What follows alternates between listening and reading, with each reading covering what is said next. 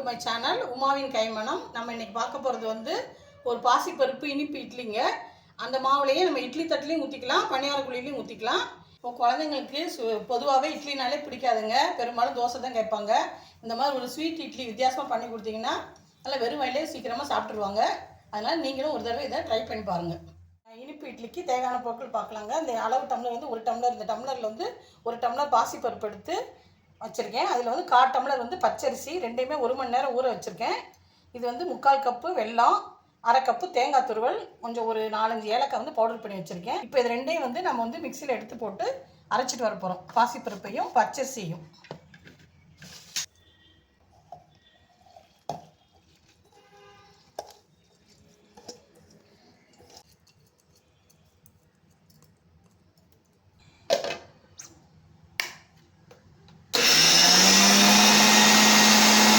மாவு வந்து கொஞ்சம் கரகரன்னு அரைச்சிக்கணுங்க, ரொம்ப வலுவலுன்னு இருக்கக்கூடாது.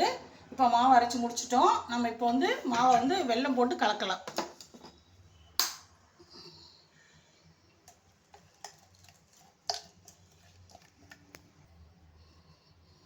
இப்போ அரைச்சி வச்ச மாவில் நான் வந்து ஒரு டம்ளர் வெல்லம் எடுத்து வச்சுருந்தேன்ல, அதை போட்டுருக்கோங்க. அதுக்கப்புறம் வந்து நல்லா கலந்து விட்டுக்கலாம். கலந்து விட்டுட்டு நம்ம அதுக்கப்புறம் வந்து இந்த தேங்காயை போட்டுக்கலாம்.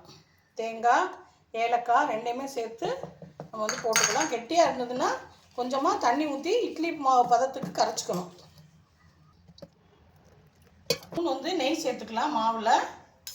அதுக்கப்புறமா இட்லி தட்டில் நல்லா நெய்யை தடவிட்டு நம்ம வந்து ஊற்றி வேக வைக்க போகிறோம்.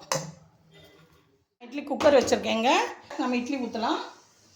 இப்போ இந்த தட்டில் வந்து நம்ம ஒரு 1/2 ஸ்பூன் வந்து நெய் தடவிக்கலாம். நெய் தடவிட்டு ஊற்றினோம்னா நல்லா ஒட்டாமல் நல்லா டேஸ்ட்டாக வரும். நம்ம வந்து தடவிட்டு நம்ம இட்லி ஊற்றி குக்கருக்குள்ளே வைக்கலாம்.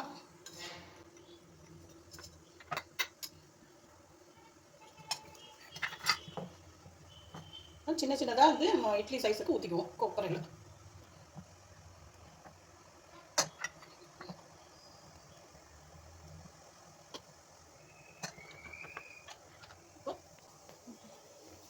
இப்போ தண்ணி வந்து நல்லா கொதிக்க ஆரம்பிச்சிருச்சு.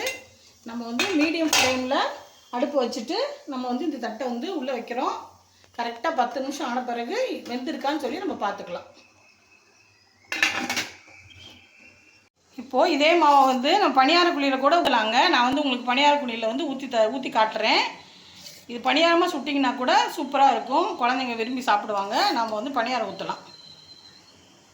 இப்போது இந்த மாவையே நான் கொஞ்சம் கொஞ்சமாக பணியார குழிக்கு முக்கால் இது ஊற்றணுங்க, ஃபுல்லாக ஊற்றிடக்கூடாது. கொஞ்சம் இடம் இருக்கிற மாதிரி நம்ம ஊற்றினோம்னா திருப்பி போடுறதுக்கு நமக்கு வசதியாக இருக்கும். இது மேலே கொஞ்சம் கொஞ்சமாக வந்து ஒரு 2-3 சொட்டு நல்லா நெய் ஊற்றிக்கோங்க. நெய் ஊற்றினா நல்லா வாசமாக இருக்கும். ஊற்றிட்டு அது வெந்த பிறகு திருப்பி போடுவோம். இட்லி வந்து வெந்துருச்சான்னு பார்த்துடலாங்க. இங்கே பாருங்கள், நம்ம ஒரு ஸ்பூன் வச்சு நம்ம வந்து இப்படி எடுத்து பார்த்தோம்னா அதில் வந்து ஸ்பூனில் வந்து இது ஒட்டாமல் வந்துச்சுன்னா நம்மளோட இட்லி வந்து ரெடி ஆகிடுச்சின்னு அர்த்தம். இப்போ நம்ம வந்து திருப்பி போடலாங்க. இது வந்து வெல்லம் சேர்த்துருக்கிறதுனால கருகும், அதனால் நம்ம வந்து ஃபுல்லாக லோ ஃப்ளேமில் வச்சே வந்து நம்ம வந்து வேக வைக்கணும். வெல்லம் போட்டுருக்கிறதுனால சீக்கிரம் கருகிடும். லோ ஃப்ளேமில் வச்சு நம்ம வந்து திருப்பி போடலாம். இந்த பாருங்கள் வந்துருச்சு. இப்படி ஒன்றா நம்ம வந்து திருப்பி போட்டுக்கலாம். அதனால் நீங்களும் ஒரு தடவை இதை ட்ரை பண்ணி பாருங்கள்.